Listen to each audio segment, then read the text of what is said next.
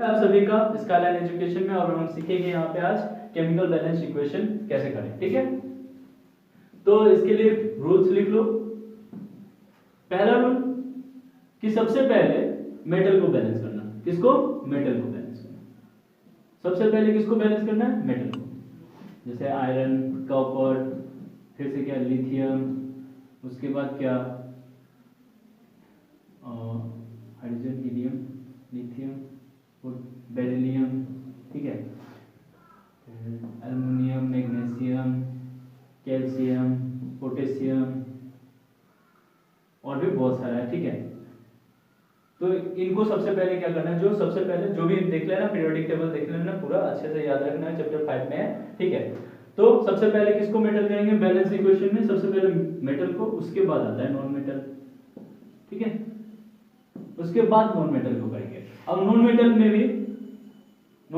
भी और लास्ट में किसको करेंगे? हाइड्रोजन को, और उससे भी लास्ट में किसको करेंगे? ऑक्सीजन को। यानी सबसे लास्ट में तुमको करना है किसको? ऑक्सीजन को बैलेंस करना है। ठीक है, ऑक्सीजन को सबसे लास्ट में बैलेंस करना है, और उससे पहले अगर हाइड्रोजन है तो उससे पहले हाइड्रोजन को बैलेंस कर लेना। ठीक है, अगर और कोई मतलब जो है नॉन मेटल है तो उससे पहले कर लेना, हाइड्रोजन से भी पहले कर लेना। ठीक है, और मेटल है तो सबसे पहले करना। तो ये हमारा रूल्स है। ठीक है, जैसे कि हमने क्या सीखा था आईयूपीएसी नेम में, अगर कार्बोनेट कंपाउंड का देखा होगा तो हमने उसमें क्या देखा था? फंक्शनल ग्रुप को सबसे पहले देखते हैं, प्रेफरेंस फिर डबल बॉन्ड और ट्रिपल बॉन्ड को, फिर उसके बाद सब्स्टिट्यूएंट्स को देते हैं। नहीं देखा है तो जाके देख लेना। ठीक है, तो उसके बाद उसका आईयूपीएसी नेम करते हैं। तो इसी तरह से बैलेंस करने के लिए हम क्या करेंगे? सबसे पहले मेटल को बैलेंस करेंगे, फिर किसको बैलेंस करेंगे? नॉन मेटल को, और नॉन मेटल में हाइड्रोजन और ऑक्सीजन को लास्ट में बैलेंस करेंगे, और ऑक्सीजन और हाइड्रोजन में से हाइड्रोजन को पहले बैलेंस करेंगे। ठीक है, तो अब देखते हैं, इक्वेशन देखते हैं और उसको बनाते हैं ना, सॉल्व करते हैं, मजा आएगा। तो बैलेंस करने से पहले सबसे पहले देख लो कि कोई एक इक्वेशन। ठीक है, तो इक्वेशन में क्या होता है? लेफ्ट हैंड साइड में होता है और राइट हैंड साइड में होते हैं कुछ। तो बैलेंस का मतलब क्या होगा? यानी वो बैलेंस होना चाहिए किस तौर पे? यानी नंबर्स के तौर पे भी होना चाहिए, और क्या वेट के तौर पे भी होना चाहिए, है ना। मास भी बैलेंस होना चाहिए, और क्या होना चाहिए? नंबर भी बैलेंस होने, यानी एटम भी बैलेंस होना चाहिए, है ना। तो ये यूज करेंगे, यानी इधर जितना मास होगा उधर भी राइट हैंड साइड में भी उतना ही होगा। यानी लेफ्ट हैंड साइड में जितना मास होगा उतना ही राइट हैंड साइड में मास होगा। ठीक है, और लेफ्ट हैंड साइड में जितना एटम्स रहेंगे उतने ही क्या होंगे? राइट हैंड साइड में होंगे। तो यही हो जाएगा क्या? बैलेंस्ड। ठीक है, अनबैलेंस को बैलेंस कैसे करेंगे? लेफ्ट हैंड साइड का एटम्स बराबर होगा राइट हैंड साइड के एटम्स के, और लेफ्ट हैंड साइड में जितना मास आएगा उतना ही राइट हैंड साइड पे भी मास आएगा, तभी वो इक्वेशन क्या होगा? बैलेंस होगा। तो अब हम क्या करते हैं, एक इक्वेशन लेते हैं सबसे पहले और देखते हैं। जैसे ये है एक इक्वेशन,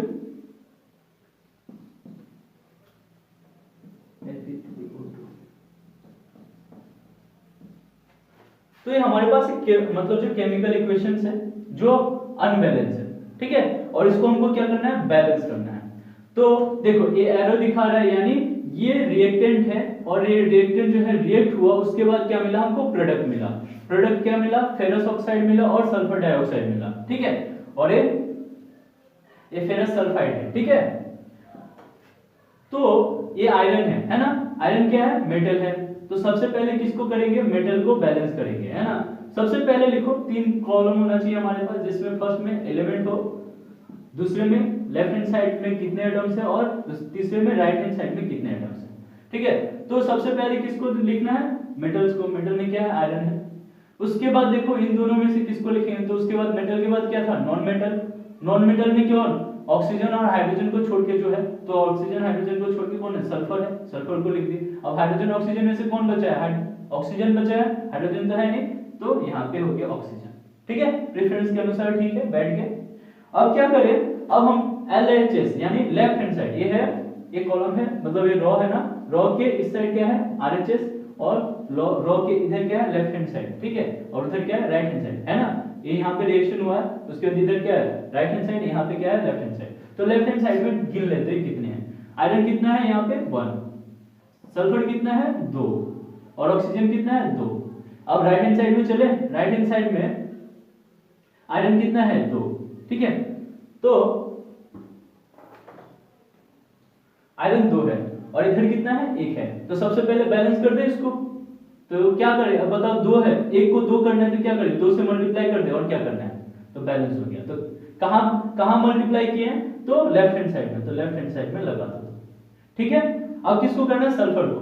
सल्फर को करना है तो सल्फर देखो तो कितना हो गया, सल्फर हो गया 2 दूना 4, यानी सल्फर कितना है 4 है। लेफ्ट हैंड साइड में सल्फर है 4। और देखो राइट हैंड साइड में सल्फर कितना है, राइट हैंड साइड में सल्फर है 1। तो लिखो, अब क्या करें, इसको बैलेंस करें, तो बैलेंस करें तो क्या करें, इसको भी हम 4 बना दें, तो क्या करें 4 से मल्टीप्लाई कर दें, क्योंकि इधर 4 है इधर 1 है, एक में कितना मल्टीप्लाई करेंगे तो 4 होगा, तो 4, तो यार ये हो गया हमारा 4 से मल्टीप्लाई। ठीक है, अब ऑक्सीजन ढूंढो। अब ऑक्सीजन कितना है, इधर कितना है 2 है, और इधर कितना है 4, 4 दूना 8, 8 8 9 10 11, कितना है हमारे पास ऑक्सीजन 3 और 8, 8 3 11, और हमारे पास यहाँ पे कितना है 2 है ना, और कुछ तो नहीं हुआ ना, तो 4 है और 4, हाँ ठीक है, तो 11 बनाना है ना। अब 11 बनाना है, 11 है तो क्या करें, 4 8 8 3 11, ठीक है, तो 11 बट्टा 2 से मल्टीप्लाई कर देते हैं, तो क्या करें लेफ्ट हैंड साइड में 11 बट्टा 2 से मल्टीप्लाई कर देते हैं, तो 11 11 हो गया। तो ये हमारा हो गया बैलेंस केमिकल इक्वेशन। ठीक है, तो कोई दिक्कत नहीं है, बन जाएगा, है ना। अब देखो ये यहाँ पे 11 था आरएचएस में, तो अब यहाँ पे 2 ही तो है, अब 2 में ऐसा क्या से मल्टीप्लाई करेंगे जिससे 11 होगा, तो ऑब्वियस सी बात है 2 लास्ट में नीचे लिख दो और ऊपर कितना चाहिए 11 चाहिए, तो कर दो, तो देखो 2 2 कट गया तो 11 हो गया। तो यानी इतना एटॉम्स अब जो है हमारा क्या ऑक्सीजन ऐड करेंगे तो इतना मिलेगा। ठीक है, नेक्स्ट देखें और एक देखते हैं, तो इसको ऐसे ही रहने देते हैं, सिर्फ क्या चेंज करें, इक्वेशन चेंज करते हैं ना। जैसे और एक इक्वेशन है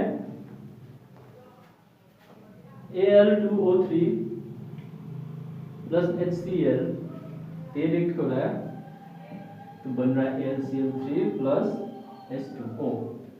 अब देखो इसमें LHS में देख लो कौन क्या है, मेटल है, ये एल्युमिनियम, ऑक्सीजन है और हाइड्रोजन और क्लोरीन है। तो सबसे पहले मेटल यानी एल्युमिनियम आ गया, उसके बाद हाइड्रोजन और ऑक्सीजन को छोड़ के क्या है नॉन मेटल में क्लोरीन है, लिख दो। उसके बाद कौन आएगा हाइड्रोजन, उसके बाद कौन आएगा ऑक्सीजन। ठीक है, तो अब देखो तो LHS में देखो एल्युमिनियम कितना है 2 लिखो, और RHS में कितना है 1, तो 2 बनाने के लिए क्या करें 2 से मल्टीप्लाई, तो यहाँ पे 2 से मल्टीप्लाई। ठीक है, अब क्या है क्लोरीन है, क्लोरीन कितना है 1 है, और इधर कितना है 3 दूना 6, तो 1 है और इधर 6 है, तो इधर 6 से मल्टीप्लाई कर देते ये भी बराबर हो जाएगा, तो कर दे दो इधर 6 से मल्टीप्लाई। ठीक है, अब हाइड्रोजन है, हाइड्रोजन कितना है देखो तो इधर LHS में 6 है और RHS में कितना है 2 है, तो 3 से मल्टीप्लाई कर दे, इधर 6 है तो इधर कितना था 2 था, तो 3 से मल्टीप्लाई कर दे 6 बना दिए। अब क्या बचा है ऑक्सीजन, ऑक्सीजन कितना है 3 और इधर कितना है 3, बैलेंस हो गया। ठीक है, तो ये क्या हो गया हमारा इक्वेशन बैलेंस हो गया। सो इजी है ना, सो इजी। ठीक है, बहुत आसान हो गया हमारा। तो ऐसे ही सॉल्व करेंगे, कोई मतलब जो है माथे पे बर्डन नहीं रखना है। हमारे समय में इतना नहीं होता था, लेकिन अब हम पढ़ा रहे हैं तो होना पड़ेगा, है ना। तो क्या कर रहे हैं, इसको कितना आसानी से बन गया ना। फिर और देखें, और एक बनाने का कोशिश करते हैं, और एक। ठीक है, और एक ले लेते क्वेश्चन, चलो और देखते हैं, और एक और देखते हैं, तो इसको मिटा लेते हैं खाली,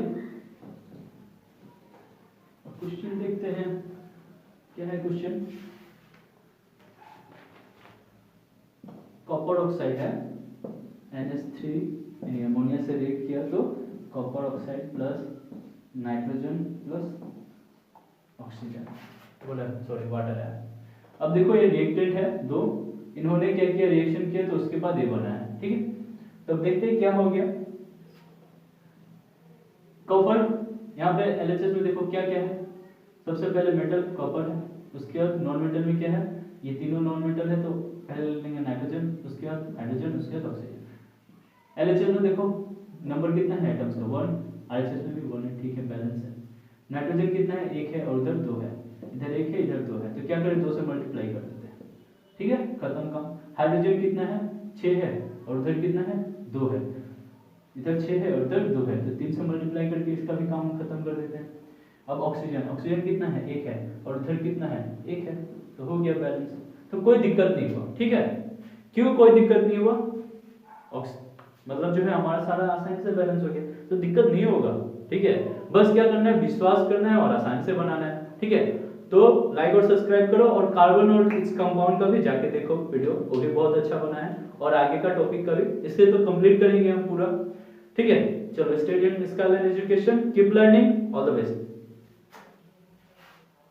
अगर चीज को बैलेंस करके नहीं रखे तो चीजें कैसे होगी, मतलब जो है मतलब जो अनबैलेंस चीजें कैसे होती है, कभी ये ऊपर हो जाएगा, कभी ये नीचे हो जाएगा, तो इससे कभी भी रिजल्ट नहीं निकलने वाला। चाहे आप पढ़ाई कर रहे हो या फिर कुछ भी कर रहे हो, अगर आपको एक मतलब जो मतलब एक सर्टेन अमाउंट में और एक सर्टेन टाइम के अंदर आपको रिजल्ट चाहिए, तो आपको सर्टेन अमाउंट ऑफ वर्क करना पड़ेगा, है ना। तो सर्टेन अमाउंट ऑफ वर्क करने के लिए आपको पता तो होना चाहिए कि आपको वर्क कितना करना है, या फिर लेके बैठ गए और पढ़ते रहे, तो ऐसा कुछ नहीं होने वाला।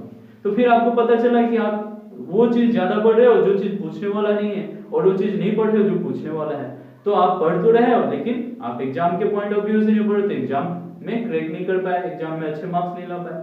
तो सबको मतलब जो है सिस्टमेटिक वे में करने के लिए हमको क्या चाहिए होगा, हमको जानना होगा।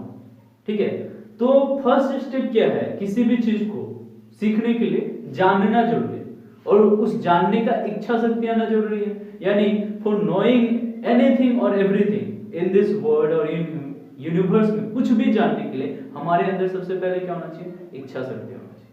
तो इच्छा जनरेट कैसे होगा, जब हम इच्छा, जैसे कि आप मान लो कुछ चीज अच्छा लगे तभी तो इच्छा होगा उसको चीज को जानने के लिए, अच्छा लगे या बुरा लगे तब जानने का कोशिश करेंगे। तो यानी हमको कोई चीज जानने के लिए दो चीज चाहिए, या तो अच्छा लगना पड़ेगा या फिर बुरा लगना होगा। ठीक है, तो बुरा लगना होगा तो तबाही के लिए जानोगे, और अच्छा लगना होगा तो फिर सीखने के लिए जानोगे, उस चीज को इंप्लीमेंट करेंगे।